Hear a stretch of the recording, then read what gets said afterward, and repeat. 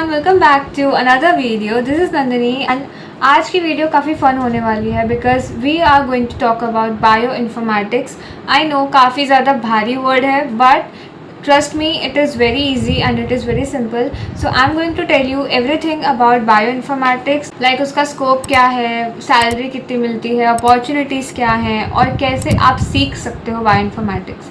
So first of all let's start with the basics that bioinformatics का मतलब क्या होता है। So from the word you can tell that bio means biology and informatics मतलब information and technology.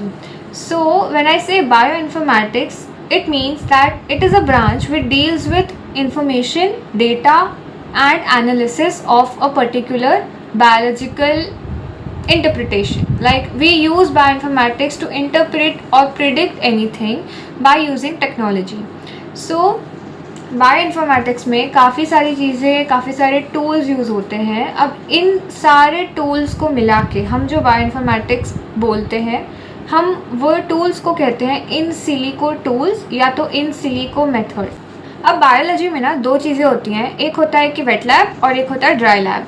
Now अगर आपको एक successful researcher बनना है एंड साइंटिस्ट बनना है तो उसमें आपको दोनों का काम लगेगा। लाइक अगर आप पीएचडी परस्यू करने का सोच रहे हो देन आपको दोनों चीज़ें इक्वली चाहिए, आपको वेट लैब भी चाहिए और आपको ड्राई लैब भी चाहिए।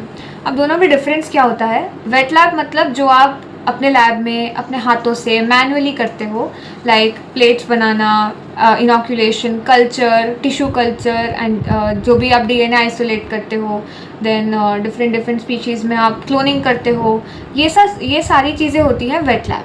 एंड ड्राई लैब इज़ के जहाँ पे आप इन सारी चीज़ों का जो भी आपको डेटा मिला है उसका आप एनालिसिस कर रहे हो एंड उससे कुछ आप प्रिडिक्ट कर रहे हो।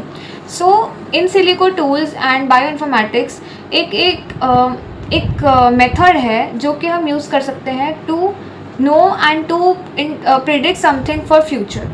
Now let me give you an example and explain it to you guys. मान लो अगर मेरे फैमिली में कैंसर चलता आ रहा है एंड हेरिडिटरी है, तो मैं ये प्रिडिक्ट कर सकती हूँ कि इस इंसान को या इस पर्सन को फ्यूचर में किस टाइप का कैंसर हो सकता है या नहीं हो सकता है, वो भी आजकल काफ़ी ज़्यादा चल रहा है।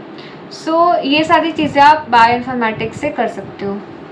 नाउ मैंने ये तो बता दिया कि आप कर सकते हो, बट ये बायोइन्फॉर्मेटिक्स जो स्किल है ये आपको अपने कॉलेज में सिखाई जाएगी एक सेमेस्टर के बाद। Like in third year basically आपको थोड़ा बहुत बताया जाता है बायोटेक्नोलॉजी में, and life sciences and zoology, botany, इन सब में भी थोड़ा थोड़ा बताया जाता है, बट इन डिटेल कोई भी कॉलेज आपको नहीं बताएगा।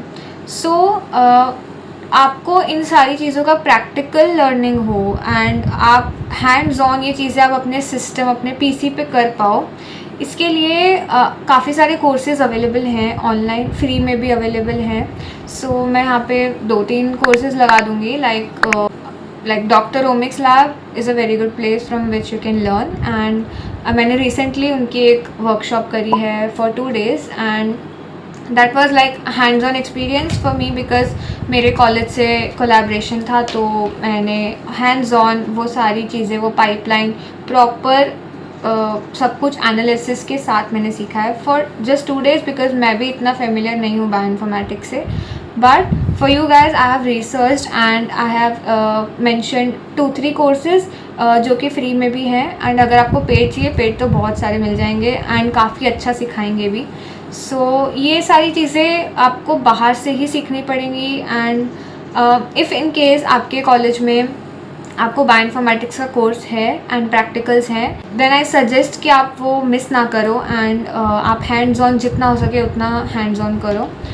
नाउ बीएससी बायोइन्फॉर्मेटिक्स का स्कोप ज़रूर है अभी के टाइम में, because with the growth of digital India and digital media everything is going digital. So dry lab is a much more better option than wet lab, but if in case आपका practical handling, आपका manual handling and आपका research mind and optimization उतना अच्छा है, then I would suggest you to go for like wet lab, like BSc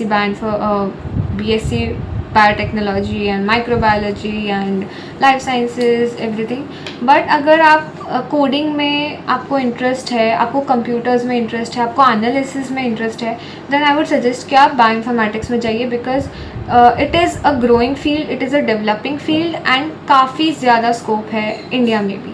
सो अभी के time के लिए like for now I would definitely suggest you to go for bioinformatics. अब बात करते हैं करियर अपॉर्चुनिटीज़ की. अब करियर अपॉर्चुनिटीज़ में भी दो चीज़ें हैं, एक होता है हेल्थ केयर सेक्टर और एक होता है इंडस्ट्रियल सेक्टर.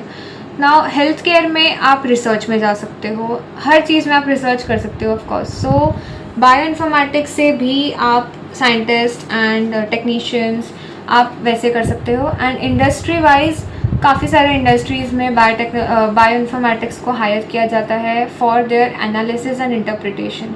अगर कोई बायोइन्फॉर्मेटिक्स कंपनी है देन वो अपने जीनोमिक एनालिसिस के लिए बायोइन्फॉर्मेटिक्स ही हायर करते हैं. सो आई वुड डेफिनेटली सजेस्ट कि आप इंडस्ट्री आप ये दोनों ऑप्शंस में से जो भी आपको सही लग रहा है वो आप चूज़ कर सकते हैं आपकी प्रेफरेंस पे कि हेल्थ केयर में जाना है, रिसर्च में जाना है या इंडस्ट्री में जाना है. सो हर फील्ड में ये दो चीज़ें तो कॉमन है ना. करियर में भी आपको जो अपॉर्चुनिटी मिलेगी वो कैसे मिलेगी. So there are genomic researcher, computational biologist, AI in life sciences जो बायोलॉजिस्ट होते हैं, then bioinformatics analyst. So there are many options and you can definitely go for that. अब बात करते हैं इनकी सैलरी की. तो सैलरी भी काफ़ी अच्छी मिलती है because dry lab is a thing that इसकी रीच उतनी ज़्यादा नहीं है and it's kind of N underrated course. But उनको जो सैलरी मिलती है that is definitely much better. Like the minimum salary is around 2 to 3 lakh per annum and it goes around 25 lakh, 30 lakh, 35 lakh also. जो salary है वो आपकी skills पे होगी ऑफकोर्स कि आपको कोडिंग कितनी अच्छी तरीके से आती है, क्या आप AI को बायोइन्फॉर्मेटिक्स में इंटीग्रेट कर पाते हो या नहीं. So these are the things which really matter and उसके बेसिस पे आपकी सैलरी डिसाइड होगी.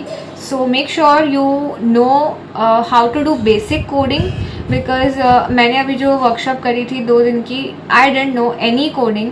लाइक मैंने लिनक्स पे स्टार्ट किया था बट मुझे बिल्कुल भी आइडिया नहीं था एंड दैट बिकॉज ये वर्कशॉप थी दैट्स वाई मैंने कैसे भी कोप अप कर लिया because there was a mentor to teach me. But in case of real life scenarios you will not have a mentor with you. So I would definitely suggest कि आप basic एक कोई programming language सीख ले like Python, C++, Java, anything. But ऐसा नहीं है कि बिना प्रोग्रामिंग लैंग्वेज के आप बायोइन्फॉर्मेटिक्स यूज़ नहीं कर सकते because us biotechnologist also use bioinformatics for our projects and for our detail research, further research. Because हमें हमारा सीक्वेंस हमें मिल गया, हमें आगे प्रोसेस करवाना है, हमें एनालिसिस करवानी है उसकी. So we also hire biotechnologist and we also do basic bioinformatics on our system. So इसके लिए अगर आपको इस फील्ड में डीपर जाना है तो आई वुड सजेस्ट कि आप BSc बायोइन्फॉर्मेटिक्स चूज़ करें and then go for higher studies and go for industries and market. Then there is a long way. So you can definitely do that. Now there are very few universities who offers this BSc Bioinformatics वाला course and उसमें भी best ढूंढना was a tricky part. So I have selected some of the universities which are really top institutes for bioinformatics. So आप इन universities में definitely try कर सकते हैं and these are really good and these are top tier 1 universities. Now comes the part कि अगर आपका bachelors कहीं किसी और ब्रांच में है एंड आपको बायोइन्फॉर्मेटिक्स मास्टर्स में करनी है देन आपके पास क्या क्या ऑप्शंस होते हैं. सो CUET PG में एक सेपरेट पेपर होता है बायोइन्फॉर्मेटिक्स का which you can give and you can just take admissions in any of this universities and pursue your masters over there. So you will have your bachelor's in one field and you will have your masters in bioinformatics, which is truly valuable because अभी के time पे wait lab, dry lab दोनों आना चाहिए and अगर आप दोनों में ही मास्टर हो then you are valuable thing. So these were the things I wanted to tell you guys about bioinformatics and I hope you like this video. And also I'm thinking to start a series in which we are going to decode all these fields in detail. So let me know what field you want me to decode next. So thank you so much for watching and don't forget to like, share and subscribe to my channel and I'll see you in the next video. तब तक के लिए bye.